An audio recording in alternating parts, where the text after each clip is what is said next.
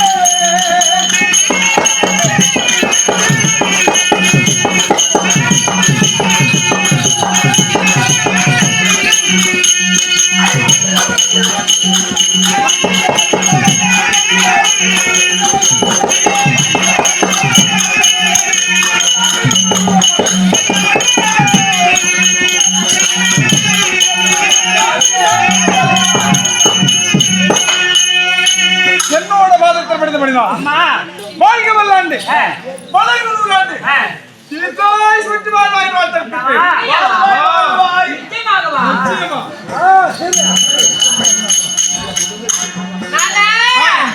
என்னை வாழவிட்டு உன்னோட முத்தாரை வாய்த்திருந்தேன் சொன்னபடியா மன்னா என்னை வாழவிட்டு வாழ்வு உரைத்தான்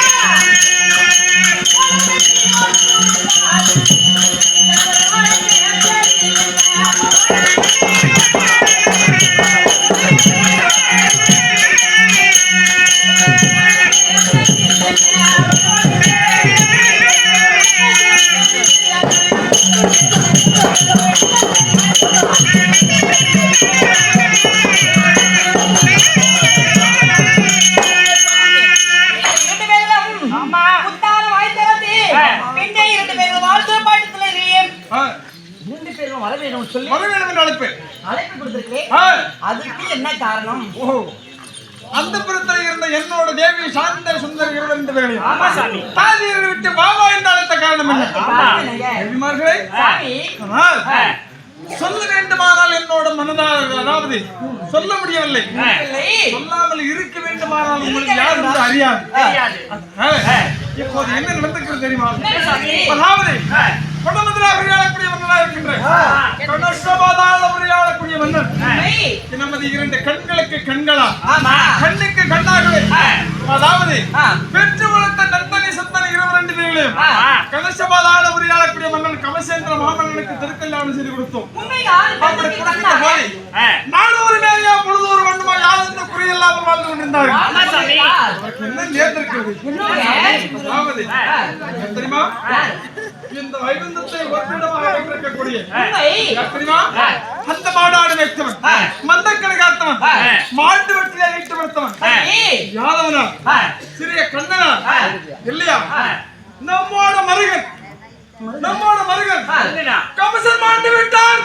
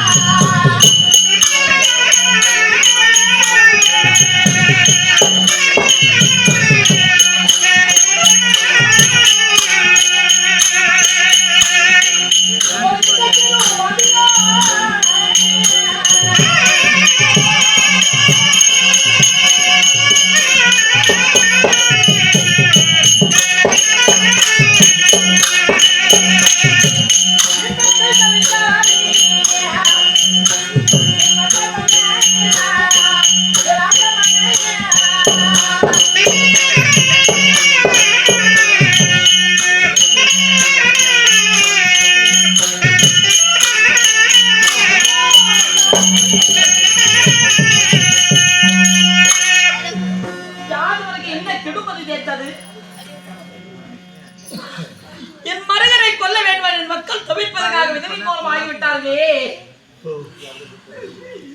அவனை என்ன ரோகம் செய்கிறார்கள் மக்கள்? ஏன் கொண்டான்?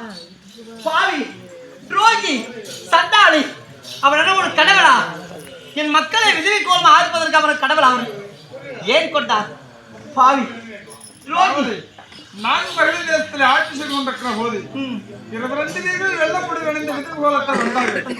யார் இருக்கிற போது அதாவது நாங்க தான் உங்கள் பிள்ளைகள் என்று சொல்லி நந்தனி சுந்தன் 22 வீரர்களும் வெள்ளை படவையோடு வந்தார்கள், விதிர்கோலத்தோடு வந்தார்கள்.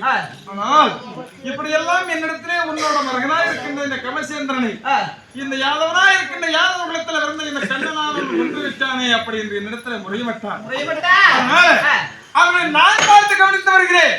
அரியாசனத்தை அமருங்கள், தன்னோட தாயுடைய அதாவது தாயுடைய அரண்மனைக்கு செல்லுங்கள் என்று சொல்லுகிற போது 22 வீரர்களும் இந்த கணவன் இல்லாத இந்த உலகத்திலே நாங்கள் இருக்க மாட்டோம் இல்லையா, துணிவன் இல்லாத உலகத்திலே நாங்கள் இருக்க மாட்டோம் என்று சொல்லி 22 வீரர்களும் அதாவது அக்கினிக்காக உடனடியாகிறார்கள். நான் இப்ப என்ன செய்ய போகிறேன்? அந்த யாதவனை பலிக்கும்படி வாங்க வேண்டும். நீங்களா? என்னோட வருகிற கமசேந்திர மன்னனை கொண்டவனை நான் கொள்ள வேண்டும். என்னோட மக்கள் அதாவது நந்தனி சுந்தரி 22 வீரர்களை எப்படி தவித்துக் கொண்டிருக்கிறார்களோ அப்படி அந்த யாதவனுடைய மகனே 16,000 கோபி மாதர்கள், 7 பட்டஸ்தர்கள், இப்படி சொல்லக்கூடிய பட்ட வீரர்கள் இருக்கார்கள். அனைத்து வீரர்களுடைய தாயை நான் இருக்க வேண்டும். சரி, அதனால யாதவன் மீது மலையிட்டு போகிறேன்.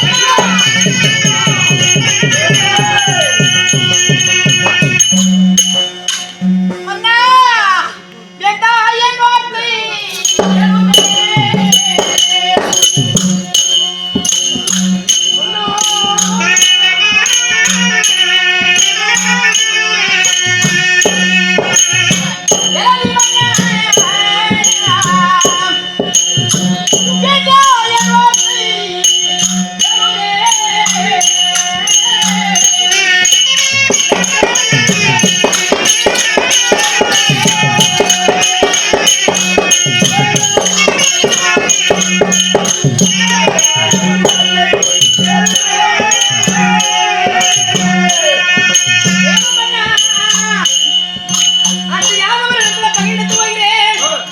என் மருகனை கொண்ட பாவியே நான் வருகிறேன். பழிக்கு பழி வாங்க வேண்டும். பழிக்கு பழி வாங்குகிறேன். மன்னா நீ வேண்டாம் மன்னா, வேண்டாம் மன்னா.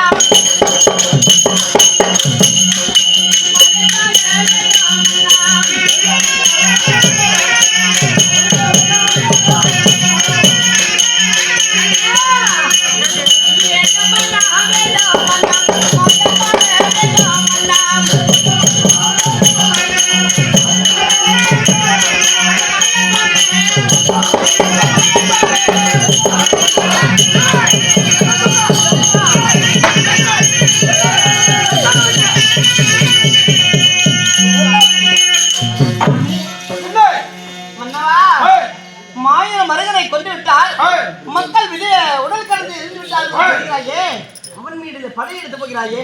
வேணாங்க வேணாங்க. என் மக்கள் எப்படி தவித்துக் கொண்டிருக்கிறாரோ அப்படி அவருடைய மனைவி மக்கள் தவிக்க வேண்டும். அப்படியா?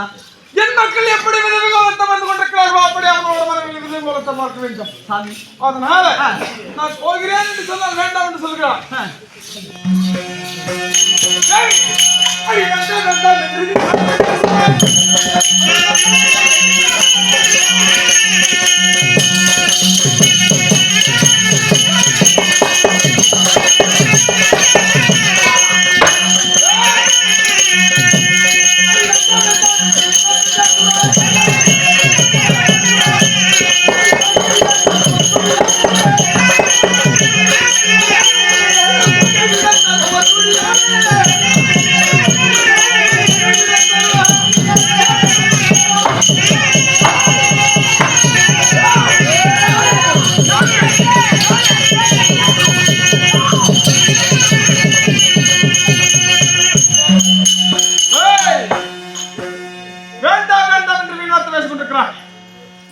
என்னோட உடைவாளை எடுத்தால் அந்த யாருடைய குலங்களை நான் அழிக்காமல் விடுவது கிடையாது.